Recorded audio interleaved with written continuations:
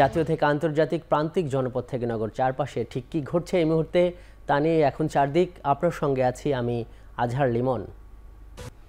আদানি গ্রুপের সঙ্গে বিদ্যুৎ কেনা সংক্রান্ত অন্যায্য চুক্তি পর্যালোচনা যাচাই বাছাই করার জন্য একটি তদন্ত কমিটি গঠন করার নির্দেশ দিয়েছেন হাইকোর্ট।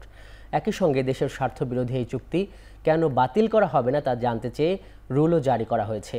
মঙ্গলবার বিচারপতি ফারা মাহবুব ও বিচারপতি দেবাশিস রায় চৌধুরীর হাইকোর্ট বেঞ্চ এ বিষয়ে করা একটি রিটের উপর প্রাথমিক শুনানি করে এই আদেশ দেন। রিটকারী আইনজীবী হাইকোর্টে শুনানিতে বলেন, এই চুক্তিতে বাংলাদেশের কোনো স্বার্থ রক্ষা হয়নি, আদানির স্বার্থই রক্ষা করা হয়েছে।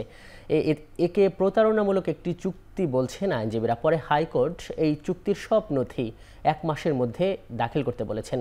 এই সময়ের মধ্যে বিশেষজ্ঞ কমিটি গঠন করে 2 মাসের মধ্যে প্রতিবেদন হাইকোর্টে দাখিল করতে নির্দেশ দিয়েছেন বিচারকরা।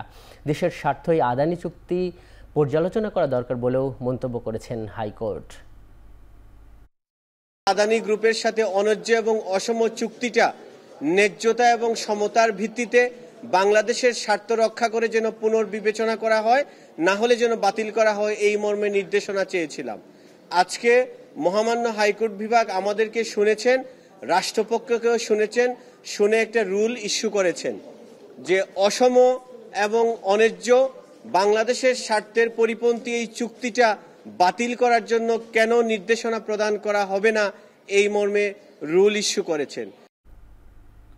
সারা দেশে 4300 আইন কর্মকর্তা নিয়োগের মধ্য দিয়ে মামলা বাণিজ্য ও হয়রানি অনেকটাই কমানো সম্ভব বলে জানিয়েছেন আইন উপদেষ্টা ডক্টর আসিফ নজরুল।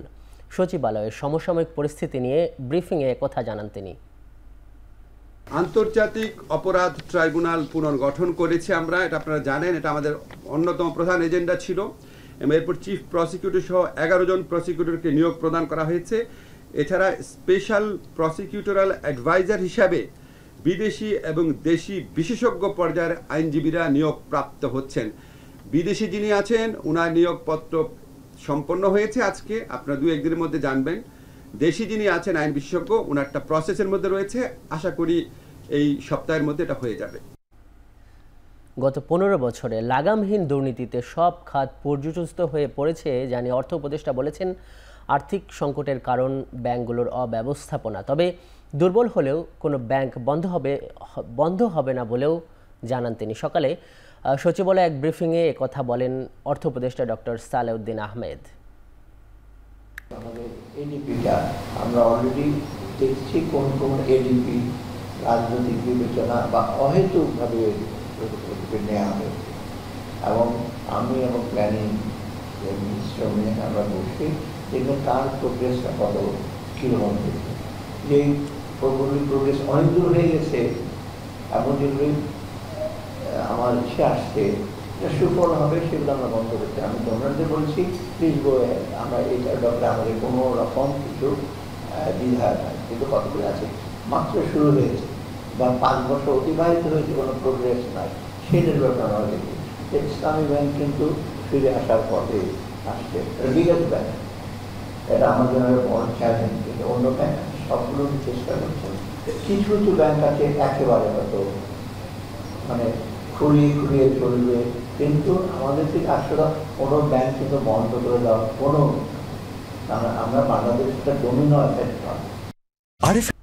ভারত থেকে রাজনৈতিক কার্যক্রম চালিয়ে যাচ্ছেন সাবেক প্রধানমন্ত্রী শেখ হাসিনা। বিচারের মুখোমুখি হতে তাকে বাংলাদেশে ফেরত পাঠাতে হবে দিল্লিকে। ভারতীয় সংবাদ মাধ্যম দ্য হিন্দুকে দেয়া সাক্ষাৎকারে কথা বলেছেন অন্তর্বর্তী সরকারের প্রধান উপদেষ্টা ডক্টর মোহাম্মদ ইউনুস। ঢাকায় প্রধান উপদেষ্টার বাসভবন যমুনায় দেয়া ওই সাক্ষাৎকার সোমবার প্রকাশিত হয় দ্য হিন্দুর অনলাইন সংস্করণে। এতে শেখ হাসিনাকে দেশে ফেরত পাঠানোর অনুরোধের কিছু আইনি ধাপ রয়েছে বলে উল্লেখ করা হয়। নির্বাচনে হাসিনার দল আওয়ামী লীগের অংশগ্রহণ রাজনৈতিক দলের সিদ্ধান্তের বিষয় বলে জানান ডক্টর ইউনুস। বলেন, রাজনৈতিক দলের বিষয়ে অন্তর্বর্তী সরকার সিদ্ধান্ত নিচ্ছে না, বরং সব দলের অংশগ্রহণে নির্বাচনের কথা বলেছে বিএনপি। দেশের প্রধান একটি দলের মতকে উপেক্ষা করবে না অন্তর্বর্তী সরকারও। বাংলাদেশের সংখ্যালঘু নির্যাতনের অভিযোগ ইস্যুতে নবনির্বাচিত মার্কিন প্রেসিডেন্ট ডোনাল্ড ট্রাম্পের বিবৃতি নিয়ে প্রশ্নের জবাবে প্রধান উপদেষ্টা বলেন, এটা অপপ্রচার যা বিশ্ব জুড়েই চলছে, কিন্তু যখন ট্রাম্প বাংলাদেশের সঙ্গে কাজ করতে গিয়ে বাস্তবতা সম্পর্কে জানবেন তখন তিনি অবাক হবেন যে তাকে কতটা ভিন্নভাবে বাংলাদেশ সম্পর্কে জানানো হয়েছে।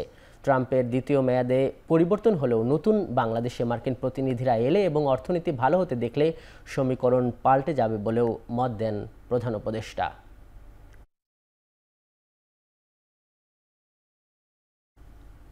বাংলাদেশে নিরপেক্ষ ও জনগণের মতামত প্রতিফলিত হবে এমন নির্বাচন প্রত্যাশা করে কমনওয়েলথ। মঙ্গলবার সকালে রাজধানীর আগারগাঁওয়ে নির্বাচন কমিশন কার্যালয়ে কমনওয়েলথের 5 সদস্যের একটি প্রতিনিধি দল নির্বাচন ব্যবস্থা সংস্কার কমিশনের সঙ্গে বৈঠক করে।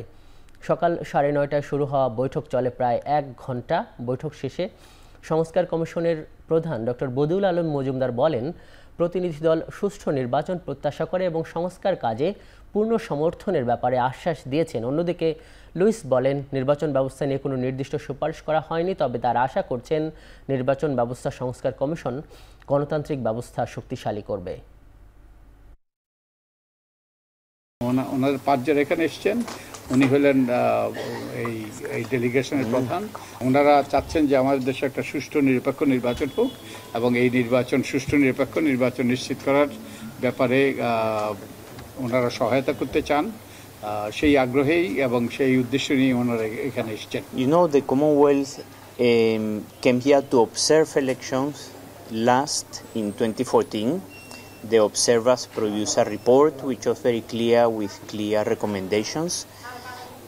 We did not come in 2018 and 2023. It was only a small group of experts who came to advise and to assist in whichever way possible.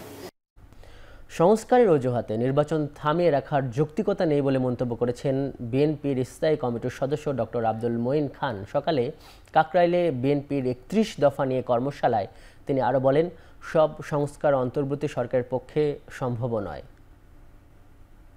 এমন কোনো বিষয় নয় যে আমি সংস্কারগুলো করব, তারপরে আমার সংস্কার শেষ হয়ে যাবে, তারপরে আমি নির্বাচন করব, তারপরে জনগণের হাতে এই দেশ পরিচালনার দায়িত্ব তুলে দেব। এটা কখনো, এই যুক্তি কখনো টিকতে পারে না। রাজধানীর নিউ মার্কেট থানার হত্যা মামলায় আওয়ামী লীগের সভাপতিমণ্ডলীর সদস্য ও সাবেক খাদ্যমন্ত্রী অ্যাডভোকেট কামরুল ইসলামকে 8 দিনের রিমান্ডে দিয়েছেন আদালত। মঙ্গলবার Dhaka chief metropolitan magistrate Ziadur Rahman যমুনের আদালত এই আদেশ দেন। সকালে কামরুল ইসলামকে আদালতে হাজির করে 10 দিনের রিমান্ড আবেদন করে পুলিশ। এ সময় রাষ্ট্রপক্ষের আইনজীবী বলেন, নিউ মার্কেট থানা এলাকায় ব্যবসায়ী আব্দুল ওয়াদুদ হত্যায় মদদ দেওয়ার অভিযোগে কামরুল ইসলামকে রিমান্ড দিয়েছেন আদালত। এদিকে আসামি পক্ষের আইনজীবী কামরুল ইসলামকে অসুস্থতাজনিত কারণে রিমান্ড না মঞ্জুরের আবেদন করেছিলেন। দুই পক্ষের শুনানি শেষে তাকে 8 দিনের রিমান্ড দেয় আদালত। এর আগে সোমবার রাতে রাজধানীর উত্তরা 12 নম্বর সেক্টর থেকে তাকে গ্রেপ্তার করে ঢাকা মহানগর গোয়েন্দা পুলিশ। কামরুল ইসলাম ঢাকা 2 আসনের একাধিকবার সংসদ সদস্য। তিনি 2014 সালের 13 জানুয়ারি থেকে 2019 সালের 6 জানুয়ারি পর্যন্ত খাদ্যমন্ত্রীর দায়িত্ব পালন করেন। এর আগে তিনি 2008 থেকে 2014 সাল পর্যন্ত আইন ও বিচার ও সংসদ বিষয়ক মন্ত্রণালয়ের প্রতিমন্ত্রীও ছিলেন।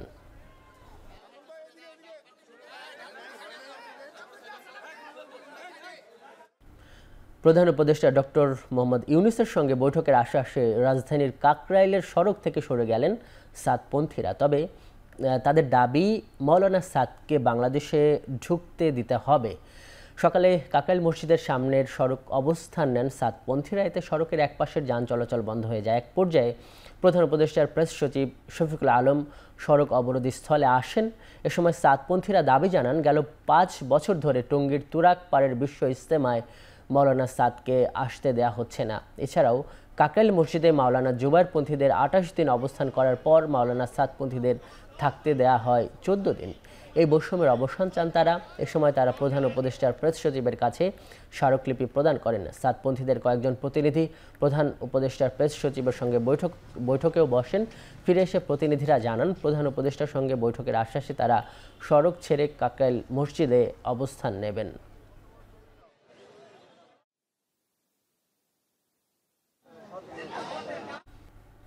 টাঙ্গাইলে বাস ও পিকআপ সংঘর্ষে 4 জন নিহত হয়েছেন। জেলার মধুপুর পৌর শহরের মালাউড়ি এলাকার আঞ্চলিক মহাসড়কে এই দুর্ঘটনা ঘটে মঙ্গলবার ভোররাতে ধনবাড়ী থেকে ঢাকাগামী বিনিময় পরিবহনের একটি বাসের সঙ্গে টাঙ্গাইল থেকে ছেড়ে আসা একটি পিকআপের সংঘর্ষ হয়।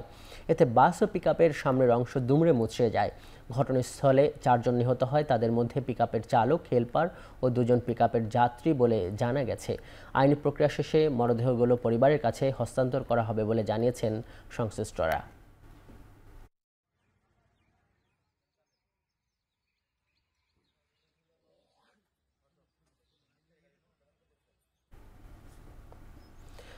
আধিপত্য আর জমি নিয়ে বিরোধের জেরে স্মরণকালের ভয়াবহতম জাতিগত সহিংসতার কবলে ভারত। সংঘাতে রক্তাক্ত মণিপুরে আইনের শাসন ফেরাতে অতিরিক্ত 5,000 সেনা মোতায়েন করেছে নয়াদিল্লি। রাজ্য জুড়ে সহিংসতা ছড়িয়ে পড়ায় ইসফাল উপত্যকায় মেইতেই এবং সংলগ্ন পার্বত্য এলাকাগুলোকে কুকি আদিবাসীদের কড়া পাহারায় আলাদা করে রাখতে তৎপর নিরাপত্তা বাহিনী। ইন্টারনেট শাটডাউন, কারফিউ, নিরাপত্তা বাহিনীর রক্তচক্ষু উপেক্ষা করেই রাজপথে নামছে বিক্ষুব্ধরা। শান্তি ও স্থিতিশীলতা ফিরিয়ে আনার লক্ষ্যে নিরাপত্তা বাহিনীর 50টি ব্যাটালিয়নকে মণিপুরে পাঠাচ্ছে কেন্দ্রীয় সরকার, যাদের মধ্যে 2000 সেনা পৌঁছে যাবে মঙ্গলবারই। শেষ করছি এখন চারদিক এখন টেলিভিশন। ওয়েবসাইটে দেখতে ভিজিট করুন www.ekhon.tv। ফেসবুকে দেখুন facebook.com/tv.এখন এবং ইউটিউবে দেখতে ভিজিট করুন youtube.com/c/ekhon tv।